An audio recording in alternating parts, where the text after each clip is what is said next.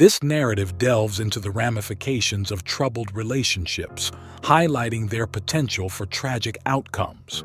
It follows the story of a 16-year-old girl who, after receiving peculiar messages and threats, was discovered deceased in her room. Her recent ex-boyfriend swiftly emerged as the primary suspect.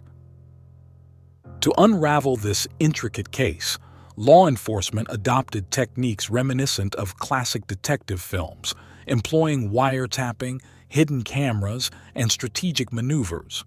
In this video, we'll explore these harrowing events and seek to answer the central question: what befell Emma Walker?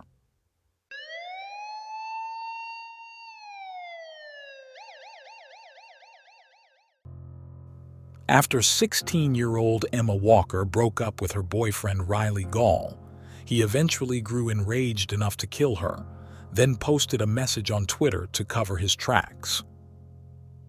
In 2016, 16-year-old Emma Walker seemed to be living her teenage dream. She was a cheerleader at Central High School in Knoxville, Tennessee. She was surrounded by loving friends, and she was even dating a boy on the football team. But that fall, everything came crashing down when she broke up with 18-year-old Riley Gall, and he killed her because of it. Gall and Walker had started dating 2 years prior when Gall was a junior and Walker was a freshman. As their relationship progressed, however, Walker's friends and family noticed that Gall was becoming more controlling. Not long after Gall started college in 2016, Walker decided to end their relationship, but Gall didn't take it well. He took drastic measures to get Walker's attention, including faking his own kidnapping. Then, in the early morning hours of November 21, 2016, Gall crept up outside of Walker's house and fired 2 shots through the wall of her bedroom. Her mother found her dead the next morning, and she immediately told investigators that she suspected Gall. However, it wasn't until 2 of Gall's friends helped the police carry out a sting operation that the unhinged ex-boyfriend was brought to justice. Riley Gall, a wide receiver on the Central High School football team, first caught Emma Walker's eye when she started cheering during her freshman year. According to ABC News, he wasn't a classic jock, but a funny, intelligent young man who loved playing video games and had a nerdy side. Mark and Jill Walker, Emma's parents, thought he was a great fit for their daughter at first.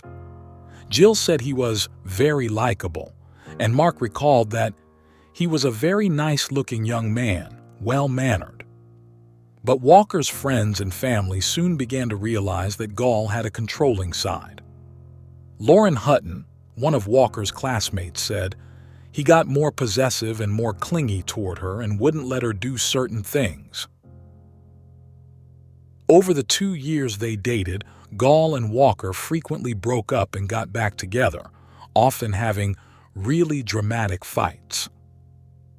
At one point, Gall sent her Snapchat messages that read, "I hate you, I hate everything about you, and you're dead to me. I'll check the obituary." When Walker's parents saw these messages, they immediately banned Gall from their home and took their daughter's cell phone away, but Gall gave her an iPod Touch so they could still stay in contact. Finally, around Halloween of 2016, Walker ended things with Gall for good. Mark Walker noted, "She did become like her old self again. She would come out of her room, eat dinner with us, and socialize with us." Tragically, Emma Walker would only be able to enjoy her newfound freedom for a few short weeks before Gall snatched it from her forever. On November 18, 2016, just a few weeks after breaking up with Gall, Emma Walker attended a party at her friend's house. According to the Knoxville News Sentinel, around 11:30 p.m., she received a text message from an anonymous number that read, "Go to your car with your keys. Go alone. I've got someone you love. If you don't comply, I will hurt them." Walker suspected the texts were from her ex, so she and a group of her friends walked outside and found Riley Gall lying face down in a ditch. He claimed he'd been kidnapped and couldn't remember anything because his captives had hit him in the head, but Walker didn't believe him and walked away. The very next day, Walker saw an eerie stranger dressed in black outside her house. ABC News reports that she texted her friends, "I'm home alone and somebody in all black walked down my street and came to my door and rang the doorbell over and over again. I thought I was going to die." Terrified, she reached out to the only person she could think of at the moment, Riley Gall. She told him, "I hate you, but I need you right now." And he replied, "I'm coming. I'm speeding, just give me a minute." When Walker's mother arrived home shortly thereafter and saw her daughter outside with Gall, she was livid. She asked him to leave and told Walker that the stranger in black had probably been Gall all along. The next day, Sunday, November 20th, Walker's parents followed her to work and back home to ensure that she was safe. Around 12 a.m., she went to bed, and that was the last time they saw her alive. At 6 a.m. on Monday, November 21st, 2016, Jill Walker went into her daughter's room to wake her up for school and found her unresponsive. She immediately called the police, who rushed to the home to investigate. At first, they believed Walker may have taken her own life, but then they spotted a strange hole in her bedroom wall. Knox County Sheriff's Deputy Nikki Buells recalled to ABC News, "There was a hole in the wall. It appeared to be a bullet hole. At that point, I knew that it probably was not a suicide." Further investigation revealed a second hole in the wall and 2 bullet casings in the yard outside. There was just a small amount of blood on Walker's pillow, but it was clear that she'd been fatally shot behind her left ear. Another officer on the case, Lieutenant Alan Merritt, started interviewing friends and family members and noted that the same name came up over and over again. Everybody kept giving us the name Riley Gall because of their relationship, because they had seen the way that Riley had treated her, the way he talked to her, Merritt said. Meanwhile, Gall was busy crafting posts on Facebook and Twitter about Walker's death. "Rest easy now, sweetheart," he wrote in one tweet. "I love you forever and always." Despite Gall's mournful messages, investigators quickly brought him in for questioning about Emma Walker's death. Detective James Hurst told ABC News, "When I first met him, I thought he might have been a grieving boyfriend. When we got into the interview room and sat down, I felt like there was a dark side. He didn't have a whole lot of passion or concern." Gall told police that Walker had blocked his number the night of her death after they had yet another argument over the phone, and he'd cried in his car for 2 or 3 hours before going to bed. The whole time, however, he never referred to Emma Walker by her name, referring to her only as the girl. Although the interview was suspicious, police had no solid evidence they could use to charge Gall with Walker's murder until 2 of his close friends came forward to help. 2 of Riley Gall's friends from college, Alex McCarty and Noah Walton, quickly told investigators that Gall had displayed some concerning action since his breakup with Walker. Soon after the relationship ended, Gall had taken a handful of Vicodin and washed it down with alcohol in an apparent suicide attempt.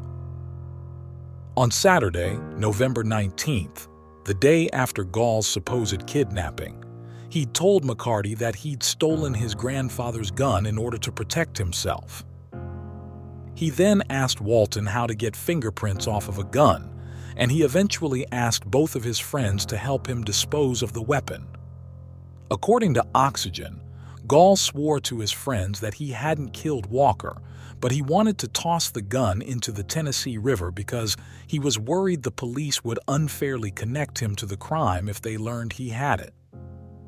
Suspicious of Gall's true motives, McCarty and Walton teamed up with investigators to reveal the truth.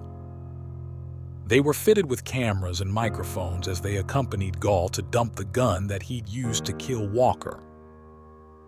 Thanks to McCarty and Walton, the police swooped in just in time to find Gall in possession of the murder weapon, gloves, and black clothing, the same kind Walker had seen the stranger outside her house wearing.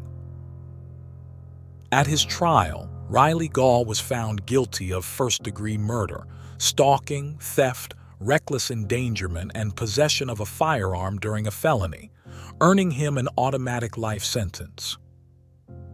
To the end, though, he maintained that he never meant to harm Emma Walker. "I wanted to scare her," Gall told Walker's family at his sentencing hearing. "I never meant to take Emma's life." As we come to the end of our exploration into the tragic story of Emma Walker, we're reminded of the profound impact troubled relationships can have and the devastating consequences they may lead to. Despite the efforts of law enforcement to unravel the intricate details of this case, the pain of Emma's untimely demise lingers, leaving us with a sense of sorrow and reflection. If you found this video compelling and thought-provoking, don't forget to subscribe to our channel for more content delving into intriguing mysteries and investigations. Your support enables us to continue shedding light on stories like Emma's and advocating for awareness of the complexities of troubled relationships. We value your insights and opinions, so please share them in the comments section below. Let's engage in a discussion about the lessons we can learn from Emma's story and how we can work together to prevent similar tragedies in the future. And if this video resonated with you, please give it a thumbs up.